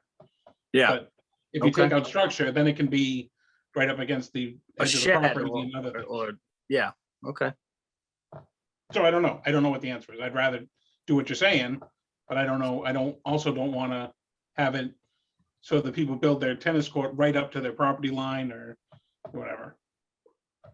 George, somebody tells you that they want to do this. What do you want to point at to say you can or cannot do it? What words do it need to be there? I just don't like the word structure in there. Okay, But how do you apply Because we have controls if it's not a structure? I can see it, I can see it happening. I just, there are some people that, believe it or not, I know you hate to think that people would do this, but some people are going to take advantage of this. Right, so delete it. Let's Yeah. kind of, are there other suggestions, like actually edit it for us, George? Can you? I would, but let me look at it and come up with some wording for it. okay, And, Yeah. and get it back to you on that because I'll look at some other towns' bylaws that have anything to do with this area and see if we can, other building inspectors, how they have handled it. And Okay. I'll get back to you. So yeah, just shoot it to me in an email and I'll add it in. Okay. On Have that- a on that, smaller, I- go ahead. Within. If you have any suggestions on your side, just also include, let me know and I'll look into it. I mean, from where we were 10 minutes ago, it would seem like something like pools and racquet courts are permitted as accessory uses that are still subject to building permit requirements. I mean, it's something like that. May be subject to building code requirements. Yeah, I mean, so it would Yep. be something like that, just so that they don't fall out of control, you know? Right. I like that. I like that. Write it down, Okay. Mark. Yep, yeah, I was gonna say, write that, type that out. You have this draft in your meeting materials, so Put it on right your over fly- top of it. yeah. But I think I'm thinking we don't have any problems with the have a smaller footprint. Well, that's the Right. question you raised, George. Is there, I think farms, if it's an agricultural use, they don't have to worry about a lot of the building code issues. That's true. That's true. And a So- lot of their buildings and a lot of their Right, so- structures out there. I'm trying to think of any place else So where you would so this won't conflict with need. a barn is what I'm thinking. No, I don't. That's good. My interpretation, the answer to that would be no. I'm trying to Okay. think of any other thing, like reasons why you would need to have a building that was bigger than your house. And that's the only one I can come up with. I don't know if anybody has any others, but I think that seems reasonable. And again, if it's they can always request a variance from the ZBA if it's some really compelling reason. Yep. I always think that we should, since a variance is hard, we should build into these bylaws, like the tools required to the- get the difference. The exception policy. Yeah, like it doesn't have to be a full variance. It could be a whatever approval by some board, you know, Right. like Vinny's board. How about? Sarah, I have a these- question. Sure. Okay, going back to the one that we're talking about. So are we now going to declassify swimming pools, racquetball courts, tennis courts as structures? That's the proposal. Okay. That's the proposal. And then we have crossouts on the term accessory use in this section shall not include garage space for more than 3 automobiles except for owner's use, which was 100% confusing.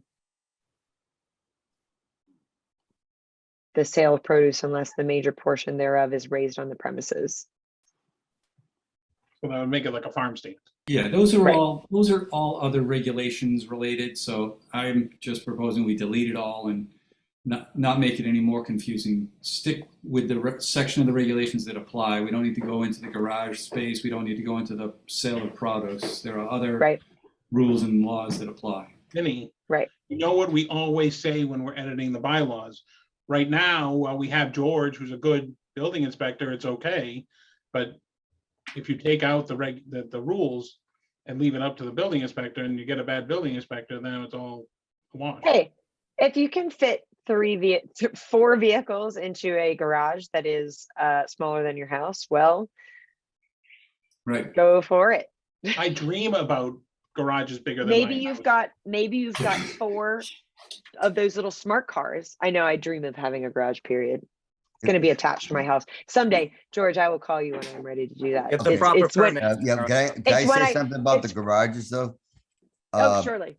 I had a problem with this as far as size is concerned, only because if you have a family, you start off with 3 little kids, you're pushing around in a carriage and they're riding their bicycles around. Someday they're gonna have cars. And maybe some people would like to build a large garage for their 4 kids to have 4, each one has a car, parents have a car. I mean, a garage, I just don't see what the concern is about having a car with a garage that's 3 cars or more. Well, I don't think what's confusing particularly actually about this is garage space for more than 3 vehicles except for owner's use, which, I mean, ostensibly that parent is the owner of all 3 of those cars. And so, I don't know. I think, again, if you can build a 3-car garage and it's smaller than your house, great, go for it. Otherwise, kids, park in the street. Good luck. I think, George, we have an example for the garage things. Do I have an example? We do, Uh, we do. Right? I'm just thinking about one particular, Yeah, but, Yeah. We don't want to get into the, but, right, and that's one of the reasons why I said that structure for a tennis yeah, court is we an don't issue. need that. We So- don't need, No, We agree. might actually, so this specifically says have a smaller footprint. Does footprint just mean the, the foundation, the perimeter area? Cause like, does that mean, well, I guess our height, it could be as tall as the house. Footprint refers to its foundation once again. Right, okay. So can it be as tall as the house? So you're saying build a parking structure, like a multi-level Right, parking that is garage? what I mean. Yes, that is what I'm, this is in the can go wrong category.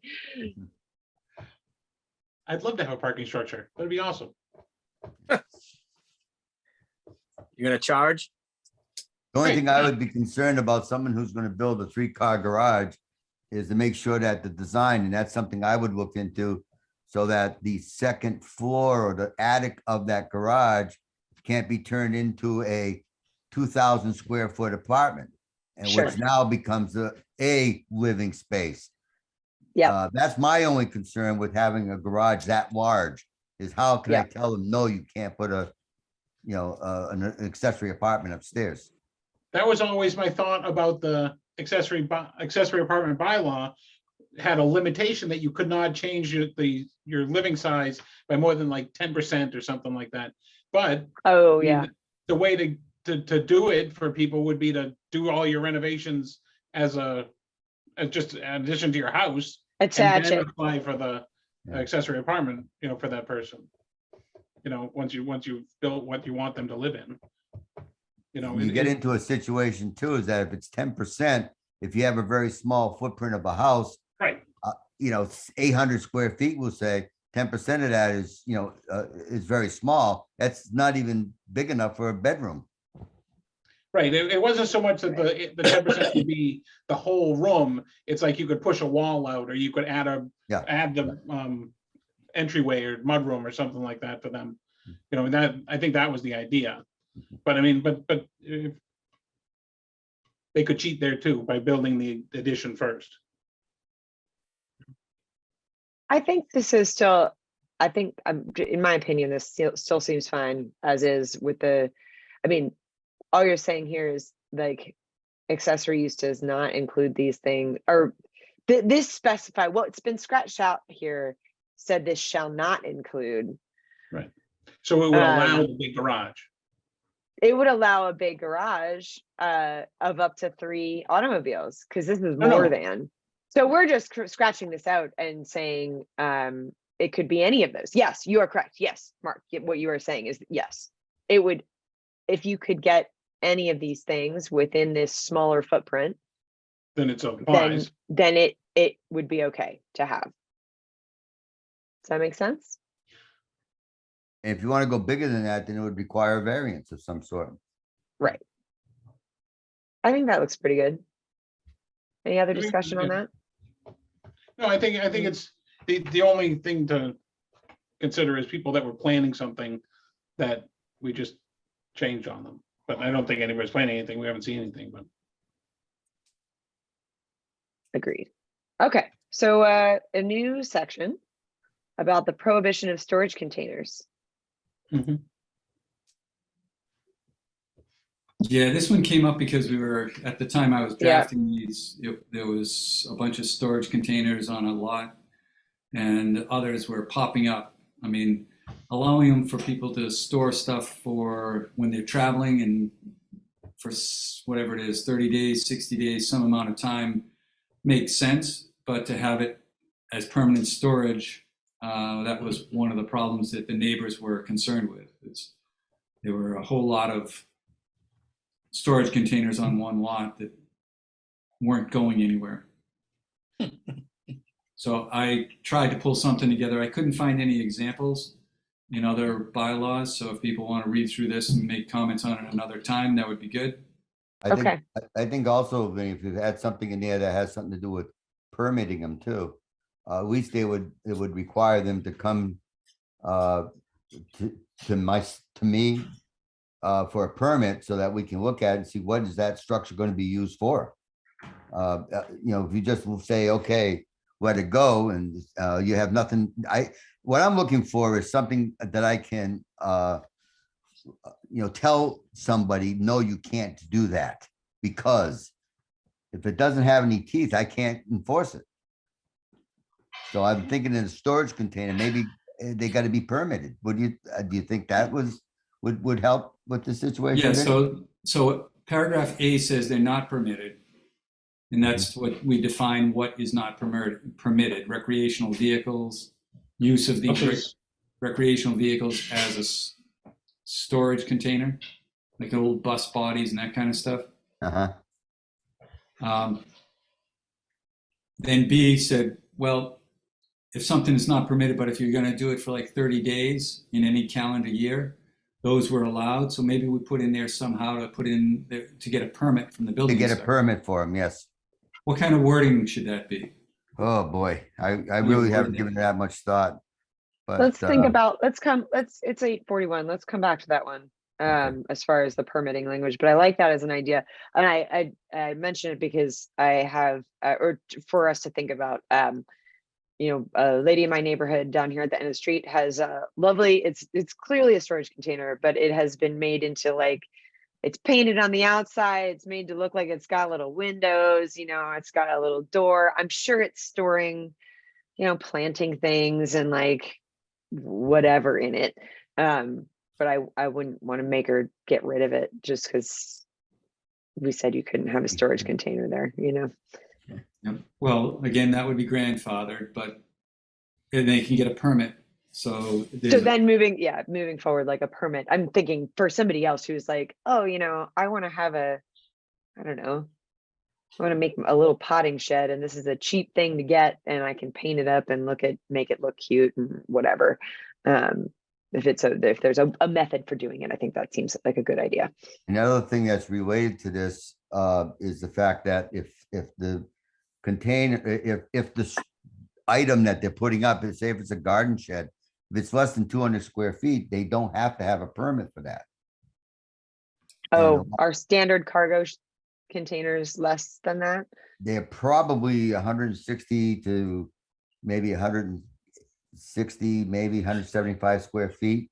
Except if you can get a trailer, obviously, but those little small containers are a little compact. They don't need a permit.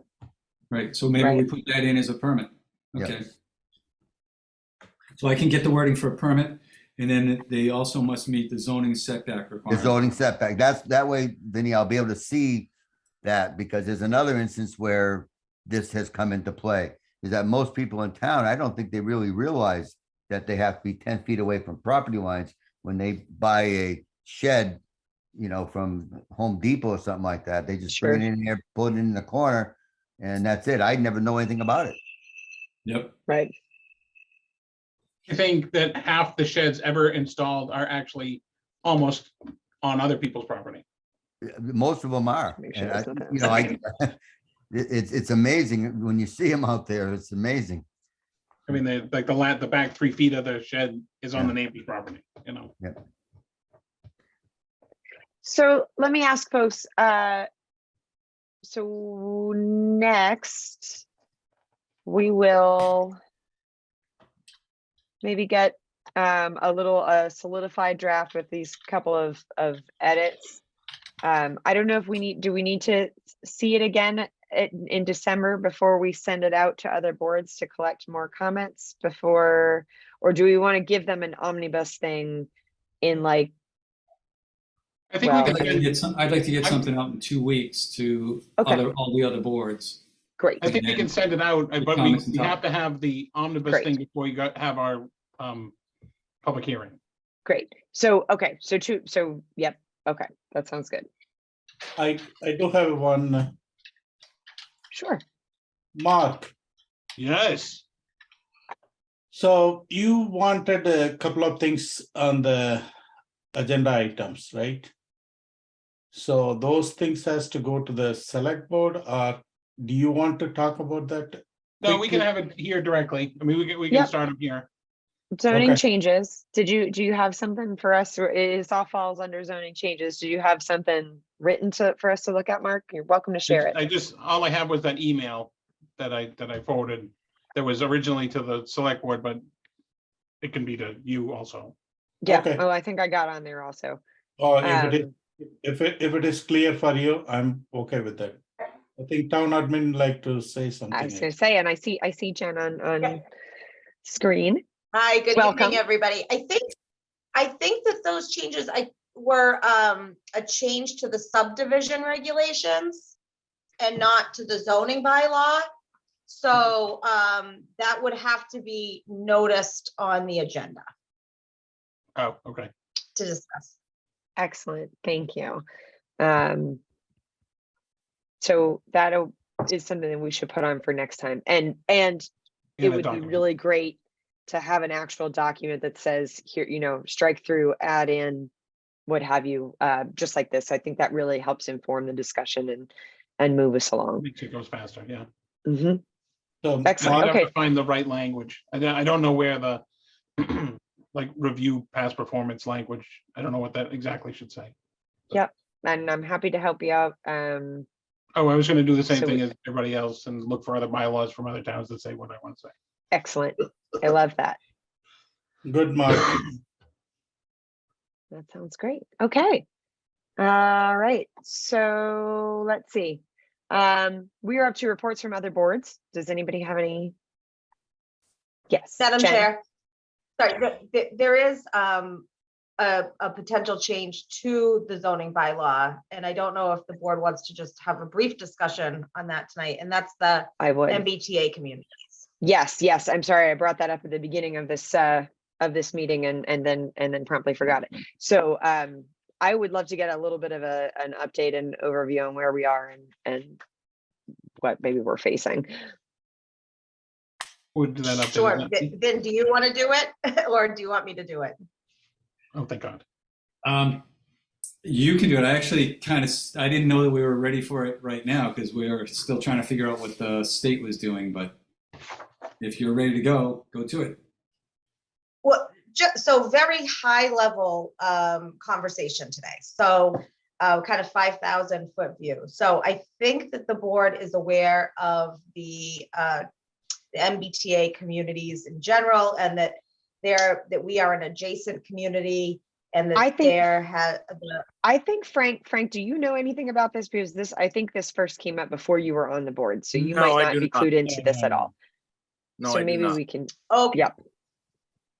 Okay, so essentially there was a state law that was enacted.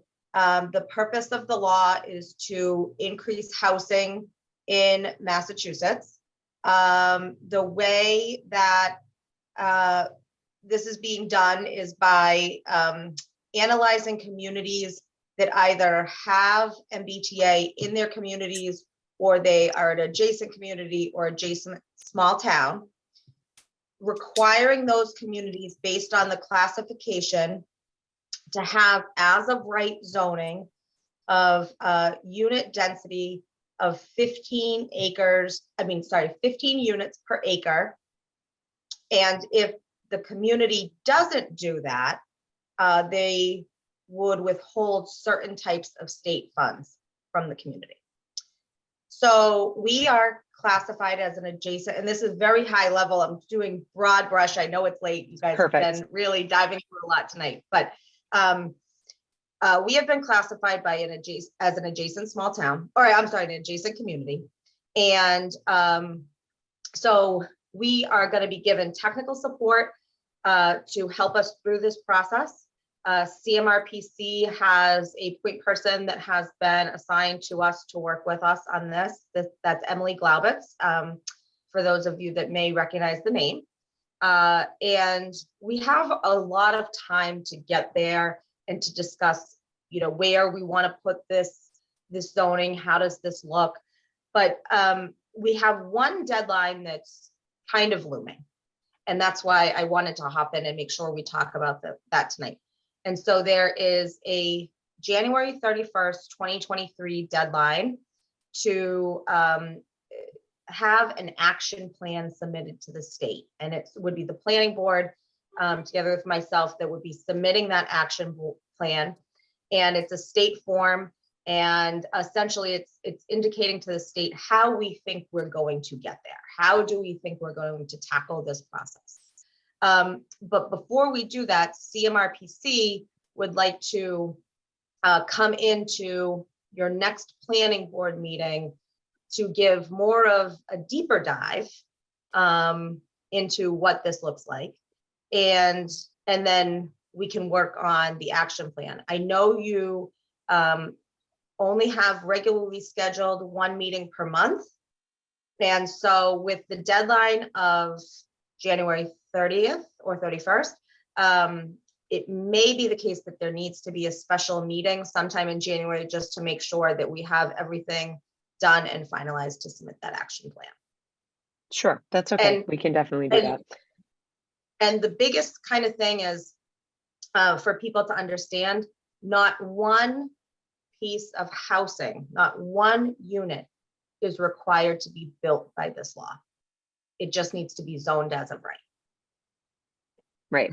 So then, so that developers could come in and do it, but they don't have to actually, nobody has to actually do it.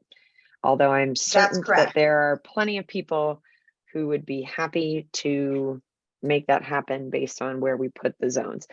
Well, and I kind of say that because it can be on property that's currently developed. You can overlay it on property that's developed currently. Okay. It does not need to be vacant land, but the state is going to be giving us maps that should be coming out sometime after Thanksgiving, I believe, that will kind of show us where we have to put it. But it's so if we're going to have land, if the land is not vacant, Jen, and but it doesn't meet that 15, you know, what the 15 units per acre, does somebody have to then put the 15, or does it matter? It's just that it's zoned that way, and that's great. Wonderful. Okay, that's excellent to know. And I know Vinny has some ideas running through his head of where this might make sense. Okay, and CMRPC, what will they cut?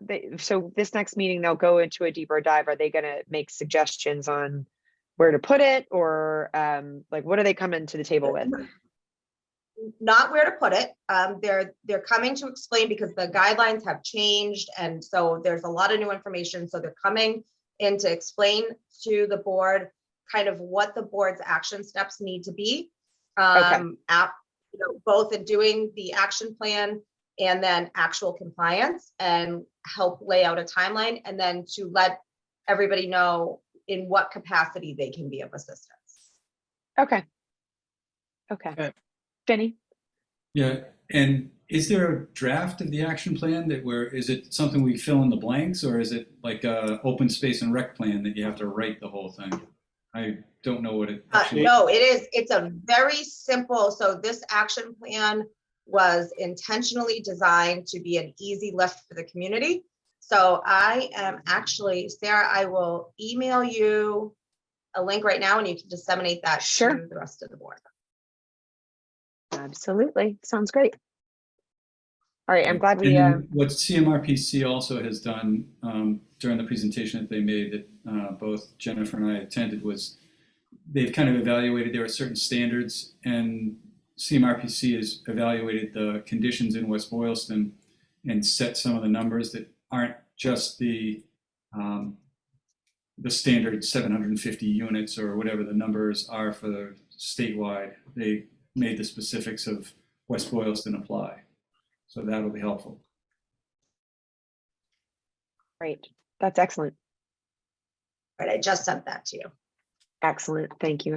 I will send that around. And or we can. Oh, that's 6 pages. I was gonna say, or we can look at it right now, but I'll just send it to everybody. It may be simple, but it still comes with 6 pages, and that's okay. I feel like that's, par for the course for most things. Excellent. Well, I'm happy to get that update. Anybody have questions or more discussion? Should we introduce Frank to our new town administrator, Jennifer? We should. Thank you, Mark. I'm Hey, sorry. Frank. How you doing?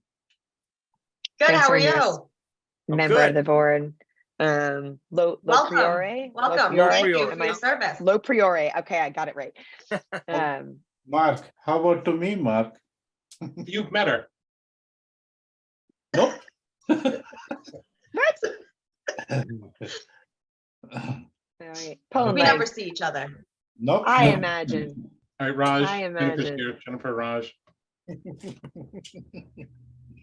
Okay, moving Here we along. go. I guess. Excellent. Any other reports from reports from other boards is the item we have up here. I don't recall going to any other meetings except select board.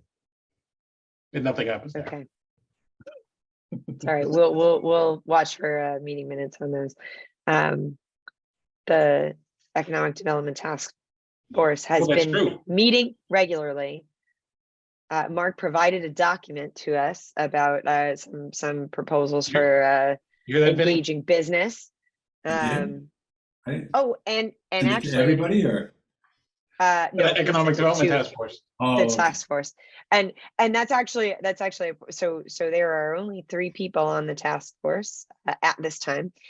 There is supposed to be 5 members, and the other 2 are meant to be appointed members. So I'm actually saying that also for Jen's benefit, because she would be the one to appoint them, should anybody want to come forward and be part of it. But there are 2. We do currently have 2 vacancies, and we would love to see business people be part of it, because that is kind of the point of the Economic Development Task Force.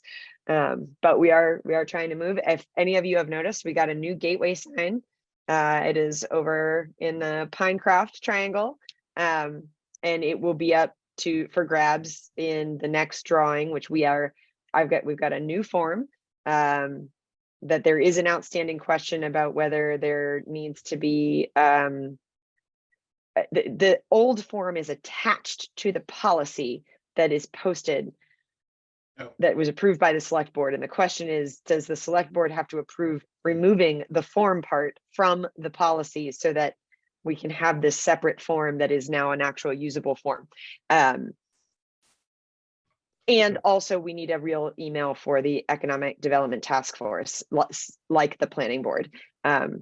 But at any rate, that is where we are at with that. And we're excited to have a real drawing and do the job of the EDTF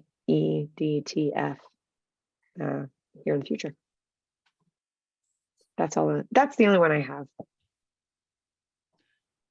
When's the ZBA meeting that I'm supposed to make a document for? Is that like tomorrow? Which What document? The one I was supposed to write a letter about the opinion on. I forget which opinion it was. Didn't I send you something about that? I think Vinny did it for you. Oh, Does good. that sound right? I did a first draft. Just check and make sure before you sign it, Sarah, that it's appropriate. Okay. Didn't I sign? I feel, what did we last? The ZBA has not received anything.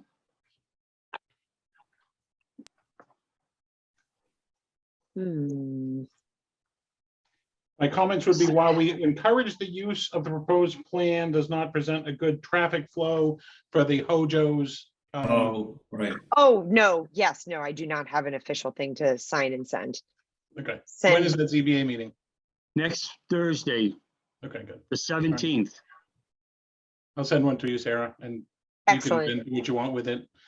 Not in conflict with the public meeting law. What we said. I mean, our That we wrote in opinion, it, what we said. yeah, our opinion is already there, but you can just make sure it Yep. says that. And Says that. You got it. Excellent. Okay, then. I keep losing my agenda, but I think we're at the bottom of it. We reviewed some invoice payments. You all got them in your box. We already approved the minutes.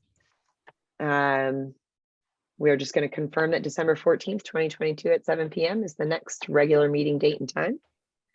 And is there any further discussion on those? Yes, can we do it in person? We should do hybrid. Yeah, we could do it hybrid. I guess the Can only we thing do about doing a hybrid? hybrid is we have to go upstairs. I guess Go that's what upstairs. hybrids can be. Yeah, so I think I know, don't mind a hybrid meeting, but I am not confident on my ability to run it well. From being a hybrid person, not an in-person person. Oh yeah, it's the mix. It's the like in person or all on Zoom. I can easily control those. I don't know how it works if I'm chairing up there to I just don't, I've not been Does the It's- cable it's company The Board of like handle? that. Selectmen, the Board of It's not Selectmen that- meetings have had the chair in person every time, so I don't know how it would work. It's not that difficult. No, but you've always been local. You've always been an in-person chair. We've never had a hybrid meeting with the chair being one of the Right. three. Well, and people. I'm not saying that I would not be able to be in person unless I'm ill or something, in which case that might necessitate Well, me the thing being is, here. we can always, But yeah, the thing is, my feeling is, we can always look at the maps and other things, So I would, Zoom Frank's- meeting is good, but as a planning board, if we are there in person, it's so easy to look at the plans. Frank's the vice oh, chair. see, I so he find can it lead the I meeting. find it much more easy to look at the plans on the computer than I do in Whoa, on the paper. all right, Mark. Sorry, what was that, Mark? I said Frank is the vice chair, so if you weren't there, he could run the meeting from the table. Oh, boy. And No, that was- Vinny's the vice chair. Frank's Yeah. the I thought Frank was treasurer. vice chair. I'm treasurer. No, I'm Vinny's still- Vinny's the treasurer, vice okay. chair. Vinny's Oh, the then we vice see- chair. What happens if I might be traveling that day? How would that work? You So can, that's why hybrid is perfect, because you can Okay. just call in. can I would prefer to keep the Zoom for right now, is my preference. And so, because I don't love hybrid really at all. And I also am not, yeah, anyway, that's mostly it. We're going to have other people coming to present things. They're going to bring us a bunch of paper and things that won't be easily seen. And that is not my favorite thing. And it will allow Frank to come in from wherever he wants and be on an even playing field with everybody else. Okay, I'm either way. So that's my final word on the matter. Anything else? I'm not opposed to having in-person meetings, and I don't mind moving towards in-person meetings. Please understand, I've been meeting in person all day long and I go into work all day. But I just, for this format, especially looking at things, I find it much easier to have my computer here than to look at small print on a piece of paper somewhere else. All right. Okay. So Good to be queen. that being said, what's that? It's good to be queen. Yeah, it is. It is. I mean, you Chair has its privileges. you guys can vote me out next time. So at any rate, Oh, yeah. I will take a motion to adjourn. Motion to adjourn. Second that. All right. All right. Raj, you're in my upper corner now. hi, Vinny, Yes. Mark, Yes. Frank. Whoa, you're all moving around. Frank, you weren't right next to me the whole time, so I kept calling on you first, and then you went around and now you're back up there. All right. Thank you all for attending, Thank you. and I Thanks for coming, appreciate George. your time. Thanks, Thank you. George.